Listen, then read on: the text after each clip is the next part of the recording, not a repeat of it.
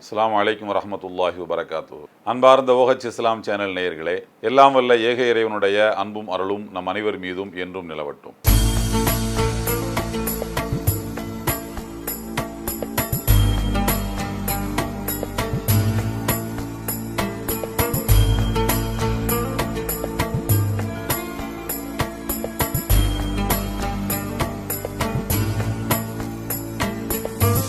அல்லாஹு அக்பர்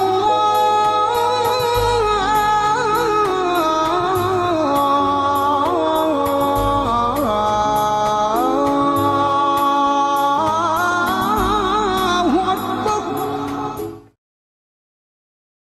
வழிகாட்டும் வான்மறை என்ற சிறப்பான இந்த தொடரில் இன்றும் உங்களை எல்லாம் சந்திப்பதில் மகிழ்ச்சி. அன்பானவர்களே, பேரறிஞர் ஹசன் பஸரி ரஹ்மஹுல்லா மதீனாவிலே பிறந்து வளர்ந்து அண்ணல் முஹம்மது நபி ஸல்லல்லாஹு அலைஹி வஸல்லம் அவர்களுடைய அருமை மனைவி உம்மு சலமா ரலியல்லாஹு அன்ஹா அவர்களுடைய மடியிலே தவழ்ந்து அவர்களால் வளர்க்கப்பட்ட ஹசன் பஸரி அவர்கள் பின்னாளில் ஈராக்கில் உள்ள பசராவில் அவர்கள் குடியேறி மாபெரும் வரலாற்று பேரறிஞராக வரலாற்றில் தடம் பதித்தவர்கள். அவர்கள் ஒரு நாள் தன்னுடைய மாணவர்களுக்கு மத்தியிலே பாடங்களை நடத்தி கொண்டிருக்கின்ற போது பொதுமக்கள் சந்திப்புக்கான நேரம் வந்தது. பொதுமக்களிலே ஒருவர் வந்தார். சொன்னார், இமாம் அவர்களே, எனக்கு ஒரு குறையும் இல்லை, நான் மிக நன்றாக இருக்கிறேன், நான் நினைத்ததெல்லாம் சாதித்து கொள்ள முடியும் அளவுக்கு என்னிடத்திலே பணம் இருக்கிறது, உடல் பலம் இருக்கிறது, ஆற்றல் இருக்கிறது, ஆதரவாளர்கள் இருக்கிறார்கள், நல்ல மனைவி, நல்ல பிள்ளைகள், எனக்கு ஒரு குறையும் இல்லை, நான் எல்லாவற்றையும் உலகத்தில் அனுபவித்து கொண்டிருக்கின்றேன். ஆனால் நான் சில பல பிழைகளையும் செய்கிறேன், தவறுகளையும் செய்கிறேன், குற்றச் செயல்களிலும் ஈடுபடுகிறேன், அந்தரங்க குற்றச் செயல்கள், இதையும் பண்ணிக்கிறேன். செல்வம் ஒரு புறத்தில் கிடைத்து கொண்டே இருக்கின்றது.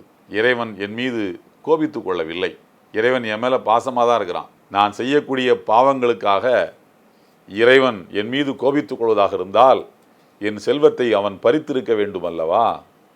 எனவே பாவங்கள் செய்வதும் கூட இதோடு அவன் முடித்து கொண்டிருந்தால் பரவாயில்லை.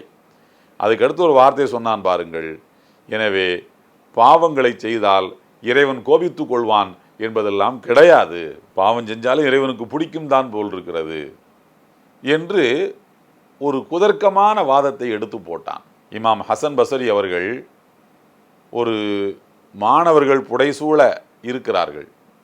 எல்லாமே இளைஞர்கள், எல்லாமே திருமணம் ஆகாத பருவத்தை சார்ந்த பிள்ளைகள். இந்த பிள்ளைகளுடைய இதயத்தில் இந்த மனிதன் ஒரு இழிவான எண்ணத்தை விதைக்கிறான். என்ன வேண்டுமானாலும் செய்து கொள், இறைவனுக்கு தந்து கொண்டே தான் இருப்பான், இறைவனுடைய கோபமெல்லாம் உன் மீது நிகழாது விழாது என்கிற ஒரு எண்ணத்தை இளைஞர்களிடத்தில் விதைத்தால் என்ன ஆகும்? உண்மையில் அவனுக்கு நிறைய வாய்ப்பு வசதிகள் இருக்கின்றன, உலக வாழ்க்கையில் அவனுக்கு ஒரு குறையும் இல்லை. அதே நேரத்தில் அவன் கொஞ்சம் எசகு பிசகான வாழ்க்கையைத்தான் வாழ்ந்து கொண்டிருக்கிறான், அது அவங்களுக்கும் தெரியும். ஆனால் உடனே கேட்டார்கள், இமாம் ஹசன் பஸரி, நீ மக்களெல்லாம் உறங்குகின்ற நள்ளிரவு வேளையில் எழுந்து என்றைக்காவது இறைவனை தொழுதிருக்கிறாயா என்று கேட்டார்கள். அதெல்லாம் கிடையாது, நான் இரவு தொழுகையெல்லாம் ஒரு நாளும் நிறைவேற்றுவதில்லை, நான் 5 வேளை தொழுகை தொழுதாலே பெரிய விஷயம், நான் எங்கே இரவு தொழுகையெல்லாம் தொழுவது, நான் எதுக்கு தொழுவணும்? இரவு தொழுகை, கூடுதல் வணக்க வழிபாடுகள், உபரி தொழுகைகளை நான் ஏன் தொழ வேண்டும் என்று சொன்னான். அல்லாமா ஹசன் பஸரி ரஹிமஹுல்லா அவர்கள் சொன்னார்கள், தம்பி நீ புரிந்துகொள், தம்பி நீ புரிந்துகொள், யாருக்கு எல்லாம் வல்ல இறைவன் இரவில் தொழும் வாய்ப்பை மறுப்பான், தர மாட்டான் என்றால் யார் மீது இறைவனுக்கு கோபம் இருக்கிறதோ, யாரை இறைவனுக்கு பிடிக்காதோ அவர்களுக்குத்தான் இரவிலே தொழும் வாய்ப்பை இறைவன் வழங்குவதில்லை என்று சொன்னார். இறைவனுக்கு உன்னை பிடிக்கவில்லை என்றால், உன் மீது அவன் கோபப்படுகிறான் என்றால், உன் செல்வத்தை பறித்துத்தான் அந்த கோபத்தை வெளிப்படுத்த வேண்டுமா? ஏழைகளுக்கு கொடுக்க விடாமல் உன்னை தடுத்தும் அவன் தன் கோபத்தை வெளிப்படுத்தலாம். இரவிலே உனக்கு தொழும் வாய்ப்பை மறுத்தும் அவன் உன் கோபத்தை வெளிப்படுத்தலாம், உன் மீதான கோபத்தை வெளிப்படுத்தலாம். உனக்கு நல்ல செயல்களை, சமூக பணிகளை செய்வதற்கான வாய்ப்பை வழங்காமலும் அந்த கோபத்தை இறைவன் வெளிப்படுத்தலாம். நீ நினைத்து கொள்வாய் பணம் சேருவதுதான் இறைவனின் அன்பு என்று. இல்லை தம்பி, நீ ஆரோக்கியமாக இருப்பதுதான் இறைவன் உனக்கு புரிந்திருக்கக்கூடிய கருணை என்று நீ நினைக்கலாம். இல்லை தம்பி, இறைவனுடைய கருணை என்பதும் இறைவனுடைய அன்பு என்பதும் எதிலே இருக்கிறது என்றால், நீ பெறுவதில் அல்ல, நீ கொடுப்பதில். நீ ஆரோக்கியமாக உன் வாழ்வை அனுபவிப்பதில் அல்ல, அந்த ஆரோக்கியத்தை இறைவனுக்காக தருவதில், இறை வணக்கத்தில் நீ திளைப்பதில், அதில்தான் இறைவனுடைய அன்பு இருக்கிறது. இறைவன் உன் மீது அன்பு செலுத்தவில்லை என்பதன் அடையாளம்தான் நீ இரவிலே எழுந்து இறைவனை தொழவில்லை என்பது என்று சொன்னார்கள். அன்புக்குரியவர்களே, இந்த உலகத்திலே வாழ்ந்த ஆது, சமூது, கௌமுலூத், அஸ்ஹாபுல் ஐக்கா, இப்படிப்பட்ட தலைமுறைகள், இவைகளெல்லாம் கடந்த காலத்திலே உலகத்தில் வாழ்ந்து மறைந்த தலைமுறை. இந்த தலைமுறைகளெல்லாம் எப்படி வாழ்ந்தார்கள்? வாழ்வாங்கு வாழ்ந்தார்கள், வளமாக வாழ்ந்தார்கள், கோட்டை கட்டி ஆண்டார்கள், மலைகளை குடைந்து தனக்கான பதிவிடங்களை அமைத்து கொண்டார்கள், உயர்தரமான ஆடைகளை தரித்து கொண்டார்கள், அழகு மிளிருகின்ற ஆபரணங்களை அணிந்து கொண்டார்கள், உயரமான ஒரு வாழ்க்கை வாழ்ந்தார்கள், உப்பரிகை கட்டி கோட்டை கட்டி வாழ்ந்தார்கள். ஒரு கட்டத்தில் அவர்கள் அழிக்கப்பட்டார்கள். அவர்கள் நினைத்து கொண்டார்கள், நாம் இறைவனுக்கு மாறு செய்ய செய்ய நம்முடைய செல்வம் குறையவில்லை, வளர்ந்து கொண்டே போகிறது. எனவே இறைவனுக்கும் இந்த செல்வத்துக்கும் சம்பந்தம் இல்லை, இறைவனுக்கும் பாவங்களுக்கும் சம்பந்தம் இல்லை, பாவம் செய்தால் கூட இறைவன் கண்டுகொள்ள மாட்டான் என்று எண்ணிக்கொண்டார்கள்.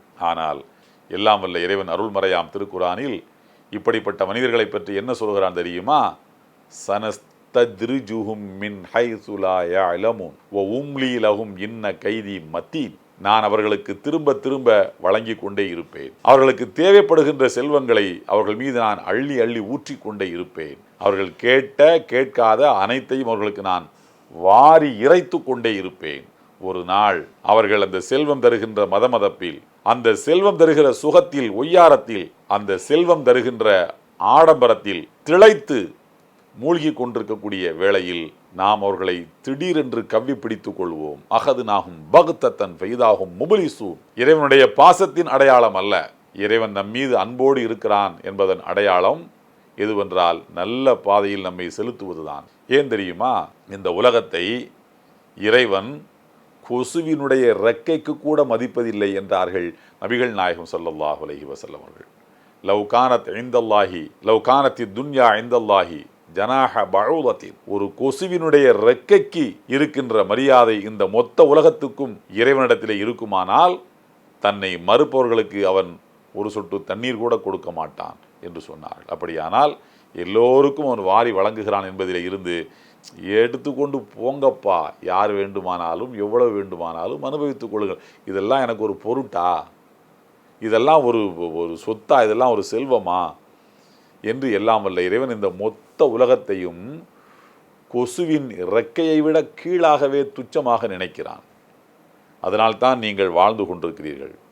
ஹசன் பஸ்ரி சொல்கிறார்கள், மனிதா நீ எச்சரிக்கையாக இருந்து கொள், உன் செல்வத்தை வைத்து நீ பிறரை இழிவாக நினைக்காதே, பாவச் செயல்களிலே எவ்வளவு ஈடுபட்டாலும் செல்வம் குறையாது என்று நினைக்காதே. இறைவனுடைய முனிவுக்கும் கோபத்துக்குமான அடையாளமாக நீ எதை கருத வேண்டும் என்றால், உன்னால் நன்மைகள் நடக்கின்றன என்றால் இறைவன் உன் மீது அன்பு செலுத்தி கொண்டிருக்கிறான் என்று பொருள். உன்னால் தீமைகள் தான் உலகத்திலே நடக்கின்ற, நன்மைகள் ஏதும் விளையவில்லை என்றால் இறைவன் உன் மீது கோபத்தில் இருக்கின்றான் என்று பொருள். எனவே கோபத்தின் அடையாளமும் மகிழ்ச்சியின் அடையாளமும் இதுதான் என்று ஹசன் பஸ்ரி ரஹ்மஹுல்லா அவர்கள் சொல்லி காட்டுகிறார்கள். எல்லாம் வல்ல ஏக இறைவனுடைய அன்பும் அருளும் நம் அனைவர் மீதும் என்றும் நிலவட்டும். இந்த வீடியோ உங்களுக்கு பிடிச்சிருந்தா லைக் பண்ணுங்க, ஷேர் பண்ணுங்க, கமெண்ட் பண்ணுங்க.